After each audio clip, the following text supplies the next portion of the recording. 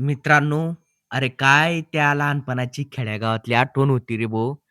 अरे लोकं अक्षरशः काय करायचे, सकाळी उठलं, बाहेर गेले की ढोरांचा चारा-पाणी व्हायचा. नंतर चारा-पाणी झाल्यानंतर मग अंघोळ वगैरे झाले. मग लोकं गावात जाऊन अ, शेतात वापस येतात. मग पुढे काय झालं, तर ते आपण या व्हिडिओमध्ये जाणून घेऊया. तर चॅनलवर नवीन असाल तर चॅनलला सबस्क्राईब करा भावांनो. व्हिडिओ आवडल्यास जास्तीत जास्त लाईक करा आणि शेअर करा. चला सुरुवात करूया या व्हिडिओला. आमची मुलं आज शेतात आले मित्रांनो.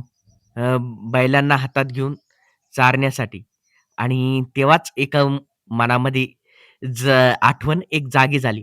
ती म्हणजे लोकं काय करायचे, जिथं शेतामध्ये पडीत असलं समजा, पडीत तुमच्याकडे काय म्हणतात कुरण म्हणता, काही ठिकाणी गायरान म्हणतात. असं वेगवेगळ्या ठिकाणी वेगवेगळे नाव दिलेले आहे. पण आमच्यामध्ये त्याला पडीक जमीन म्हणतात, पडीत. ते कशा मुळे सांगू, आता जिथं काही समजा वावरात पीक नाही समजा आणि ज्या वावरात फार गवत उगलं, तर त्याला लोकं काय म्हणायचे, पडीक, पडीक. चला रे पडितात ढोरं चरायला. मग लोकं जायचे. मग प्रत्येकाकडे 4-4, 5-5 ढोरं असायची. म्हणजे गुरं-ढोरं असायची. 6 गाई, कोणाकडे 6 बैलं, कोणाकडं 50 गाई. असं एकंदरीत लोकांची गुरं-ढोरं असायची. 50 गाई जे असतात, ते जे मोठे शेतकरी असतात, त्या शेतकऱ्यांकडं सहसा ते जास्त गायी असतात.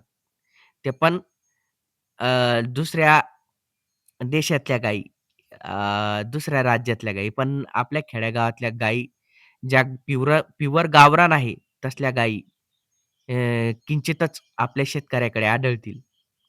भावांनो, तेव्हापासून लोकं जेव्हा सकाळी उठले समजा, ढोरांचा चारा-पाणी करायचे. चारा-पाणी करून, अंघोळ-स्नान करून, चहा-पाणी घेऊन गावात जायचे. गावामध्ये फेरफटका मारला, की परत लोकं शेतामध्ये येऊन जेवण वगैरे करून गुरं-ढोरं शेतात घेऊन जायचे आणि ढोरांना चरायला सोडण्या अगोदर गुरांना पायखुटी द्यायचे. म्हणजे त्यांच्या पायात एक दावं बांधले जायचे. एक खुड्डर म्हणतात त्याला, कासरा का काय म्हणतात त्याला ते. आणि दुसऱ्यांचं मालाचं नुकसान होऊ नये म्हणून लोकं काय करायचे, त्यांच्या अ, तोंडाभोवती मुंगसं लावायचे. आपण मास्क लावतो ते मुसके, मुसके म्हणतात आमच्याकडे.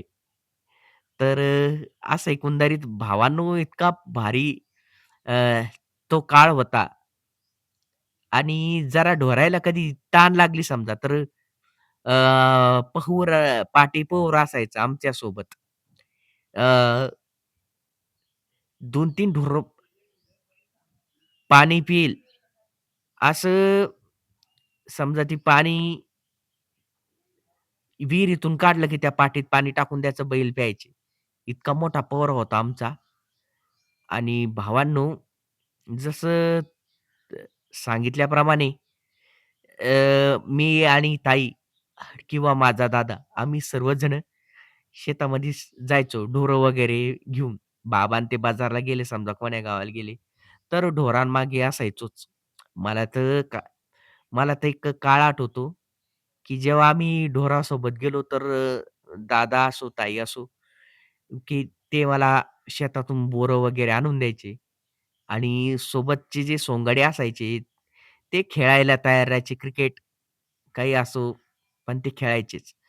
इकडं ढोरं कुरणामध्ये चरायला सोडून दिले, की मग लोकांचं लक्ष बोलामध्ये राहायचं, एकमेकांना बोलायचे, पण ढोरांकडे लक्ष राहायचं.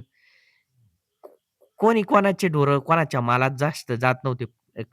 काहींची ढोरं जायचे, पण आमची बैलं इतकी इमानदार होते भावांनो, कोणाच्या मालामध्ये आणखीन सुद्धा गेलेले नाही.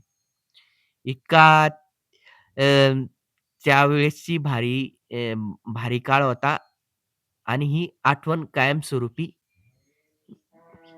आमच्या स्मरणात राहील. भावांनो, हा व्हिडिओ या उद्देशाने बनवला, की माझा भावाचा मुलगा बैलांना घेऊन जो गुरं आहे आमचे, त्या गुरांना घेऊन तो घरामागच्या शेतामध्ये चरायला घेऊन गेला. या उद्देशाने मी हा व्हिडिओ बनवला. जर तुम्ही चॅनलवर नवीन असाल, तर चॅनलला परत सबस्क्राईब करून घ्या भावांनो. व्हिडिओला लाईक करा आणि कमेंट करा. या व्हिडिओवरती शेअर करा जास्तीत जास्त. चला भेटूया पुन्हा नेक्स्ट व्हिडिओमध्ये. Bye, bye.